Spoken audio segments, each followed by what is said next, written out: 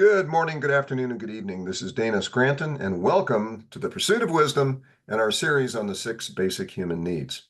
In this series, I'm taking each of the 6 basic human needs and showing you how I use them by overlaying them onto the 6 elements of human wellness and asking 3 foundational questions that helps you then identify and characterize the avatar, the persona, the ideal customer, client, or team member that you seek to bring into your business or to help through your entrepreneurial efforts. So that said, let me get the slides up. Now, I've had a little bit of a problem for some reason recently on these, so if they fail on me, bear with me. We'll come back and do them. Okay. The purpose of life is to grow. Think about it. Every living organism on this planet has a primary mission, a prime directive, and that's to grow. Now, in the human sense, we tend to be a little more complicated. When we think grow, sometimes we don't necessarily put it in the right context. It's an individual thing. It's highly subjective. So we're going to try to bring some clarity to that. The second quote, in time, all things work to your advantage when you pursue them with an open heart. Now, that's a little bit of philosophy that would seem to have some relevance to growth, but what is it? Well, it's just this. Growth is what we're all about as humans. Regardless of where we find ourselves in life, growth is a path that leads us from where we are to where we want to go. It's like change. And you'll see there's a relationship between change and growth that we'll cover here shortly.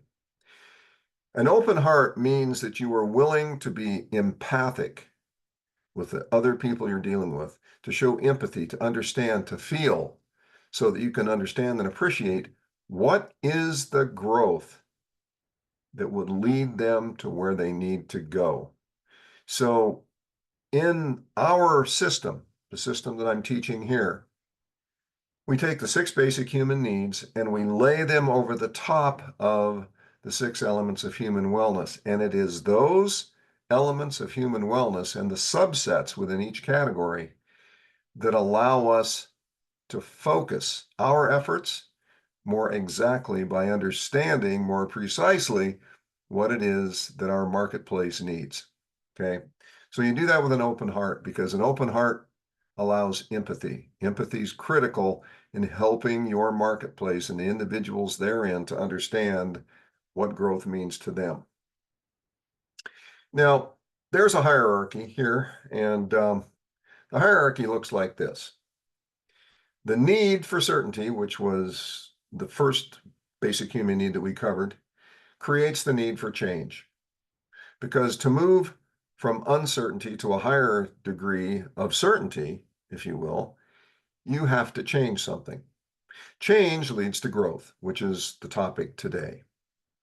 And then growth ultimately leads to the next step, to the next human need, which is connection, but we'll talk about that in the next episode.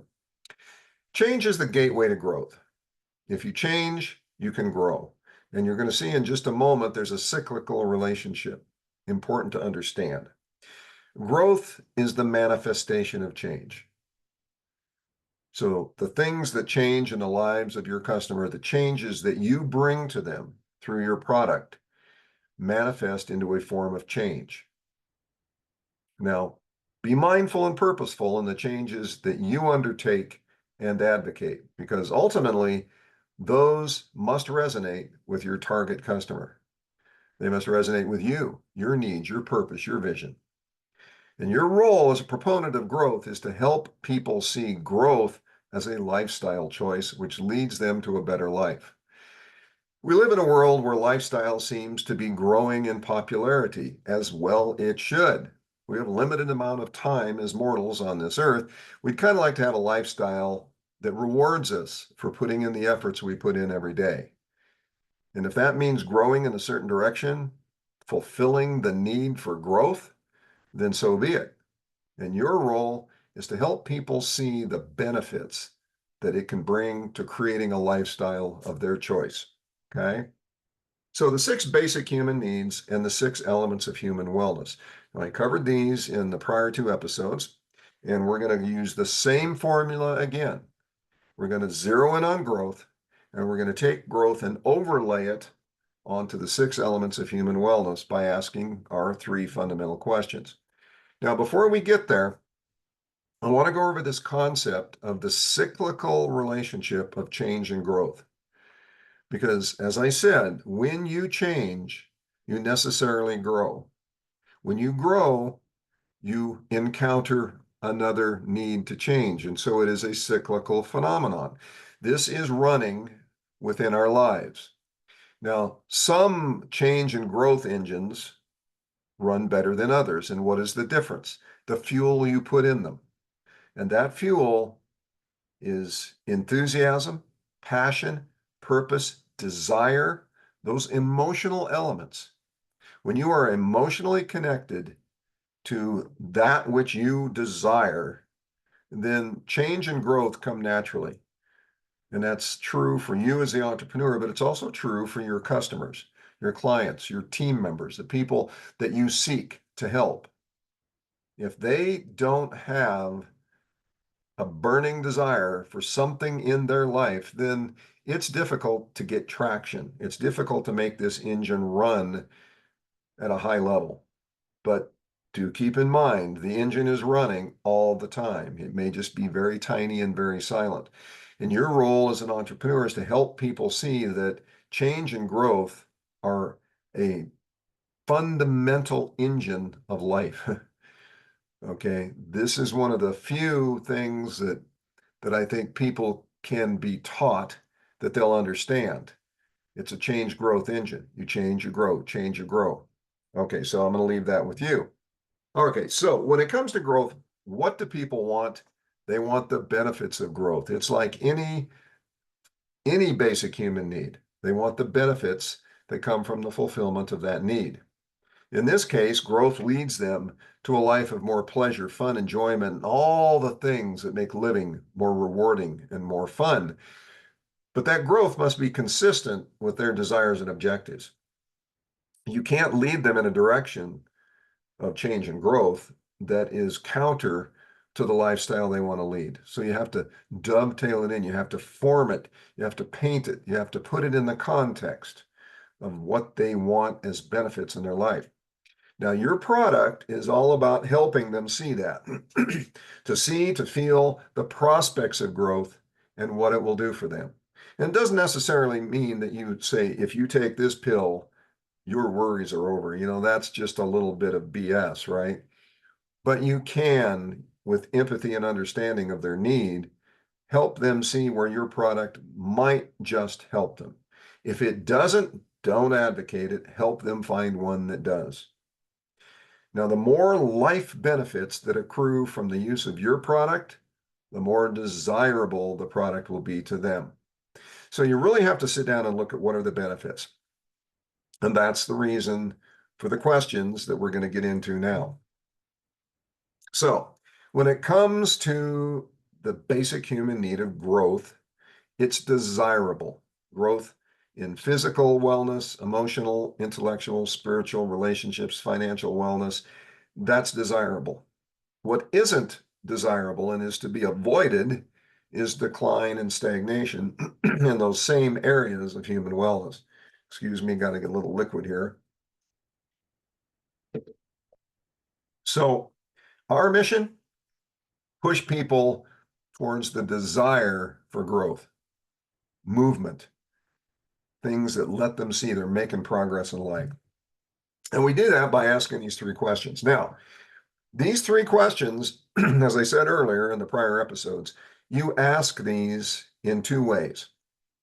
First of all, ask it of yourself, but then ask it as if you were them. You were the avatar. You're trying to identify who is your ideal customer, your avatar, your persona. These questions can help you figure that out. And in the process of doing it, figure out where your product fits or doesn't fit, okay? So first, we ask the positive question. Here we're talking about growth, and I'm going to select the human wellness element of intellectual as the example. You're going to go through all 6 of them. We'll just pick the one. So when my need for growth of wellness is fulfilled, let's pick financial. My financial state will be better, same, or worse. Now you might ask, well, wait a minute. If my intellectual growth is fulfilled, how is it that any state of human wellness could be worse? I don't necessarily have a concrete answer to that, but let me just throw one at you. Let's say that your intellectual growth is fulfilled. You're addicted to knowing, to learning. Is it possible? Is it possible that you would spend so much money on that that your financial situation would start to look a little bit bleak?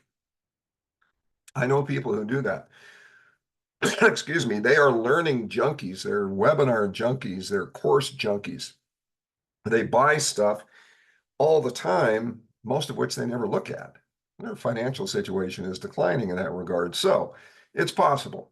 But what we look for with these answers is to ask that question. Okay, if my need for growth is fulfilled, what will be better in my life? What will be the same? What will be worse?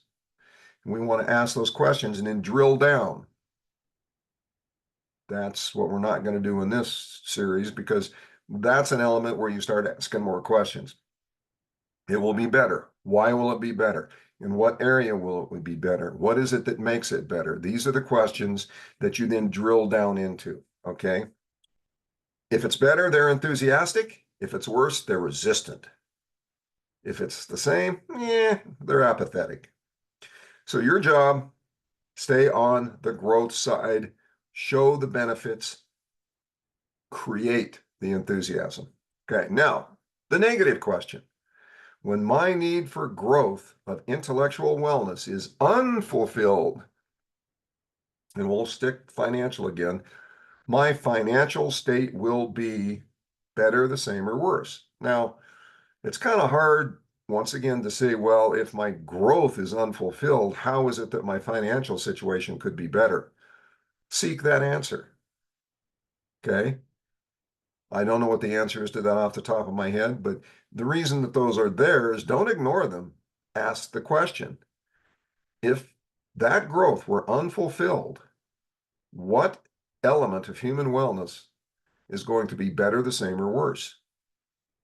And asking those questions, you'll know where to focus your positive message and where to stay away from with that positive message, which is really going to fall on deaf ears, right? You think it's positive. They could care less. They're resistant to it. So that's the reason you asked the negative question. And then this one, when there is no growth of my intellectual wellness, my financial state will be better, the same, or worse. Now, why this question? Isn't this just the same as the last one? No, it's not, because this one is about a feeling of fulfillment. They wanted it, they either got it or they didn't.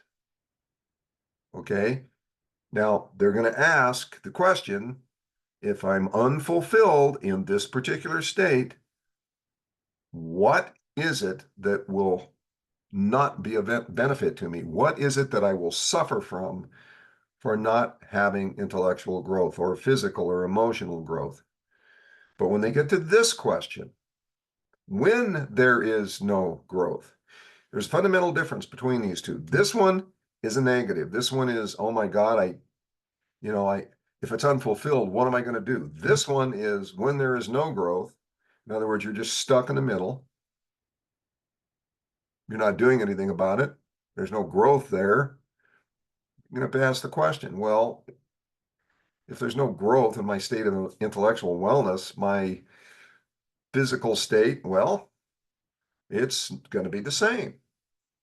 And my emotional state, I don't know, could be same, different. My Spiritual state, no change. Relationships, yeah, well, I want to grow my relationship. So yeah, that one could be worse.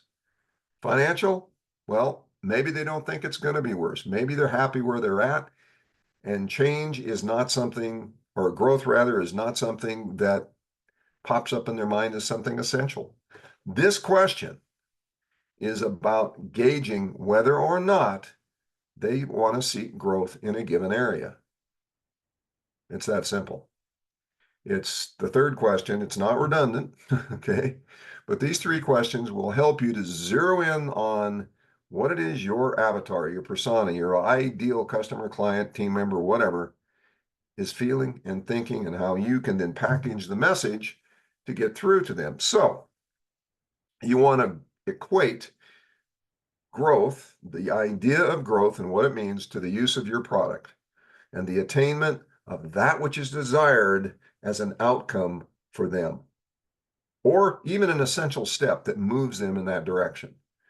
Okay, growth is desirable because growth leads them towards their desired outcome, and your product can be part of that. Now, growth is a journey, right? It's not instantaneous. So you have to keep in mind that your product is a step in that growth. It's but a step along the way in the path, the journey to the destination that they desire. Now, it needs to be fun, beneficial, desirable, and that means the benefits have to be positive. So your product and how you paint it into the growth picture has to be part of the fun, beneficial, desirable kind of equation. Okay. Then the next thing, growth evolves into the next level of change, the cyclical engine that we talked about. So what you're always looking for is, where does your product lead them for the next step, the next change? Some entrepreneurs have multiple products. They have different stages of products. Product one gets you to here, product two gets you to here. And that's essentially what you're seeking to do here, is recognize that you may not necessarily get them a total change all at once with one pill, but you can lead them to the next level where change initiates the next step of growth. Finally, the product, whatever it may be, is merely one of many growth contributors to a better life. So unless you absolutely are certain of it, don't advocate your product as the solve all, the one product that's going to change your life forever in every element of human wellness. That's not going to be reasonable. It's not likely to be true. But your product is a contributor, and that's how you want to paint it. So that's the overview of the basic human need of growth. And it's really important. And I know I've gone into a fair amount of detail in some of these areas, especially these questions. But I find these questions to be very beneficial, because when you sit down and you ask these questions, it invokes a new set of thought processes. As you close your eyes and you try to put yourself into the body and the mind of your target persona, your avatar, then the answers to these questions can be pretty illuminating. And like I say, there's the three different forms of them. But what you will do is you take and you ask each of the basic human needs, goes here, plug it into this formula, isolate one at a time, and whichever one you isolate, remove it from this list, just gray it out. And then you ask sequentially about each one of these, and you go through that with all of these questions. Now, some people won't do that. They won't take the effort, won't take the time, and that's fine. But if you've ever been in a situation where you've been in a competitive environment with another person, and that person is constantly winning and you're just frustrated, what I've learned is there's a real good chance that you're not going the extra mile to do the extra work to give you the extra edge over the competition. And in the case of an entrepreneur, the competition is really you. It's who you were yesterday that's the competition. You don't want that person to take over your life, because every day that that person owns your life is a day you fall behind. So when you get into these kind of questions, you put in the time and the effort to really understand how they bracket, identify, and characterize your persona, your avatar. You'll be farther ahead in being able to use your marketing tools to advocate your product in a way that brings positive change to the lives of others. Okay, so that's it for today. And the next episode is going to be connection. And that's another one of those that sometimes it's misinterpreted sometimes. I'm gonna show you a few things in there, one of which is kind of an unexpected definition of connection, but you'll see that. All right. Well, thank you once again. This is Dana Scranton, and I'll see you out there on that wonderful frontier of opportunity where good things happen. And of course, we'll see you in the next episode. So take care.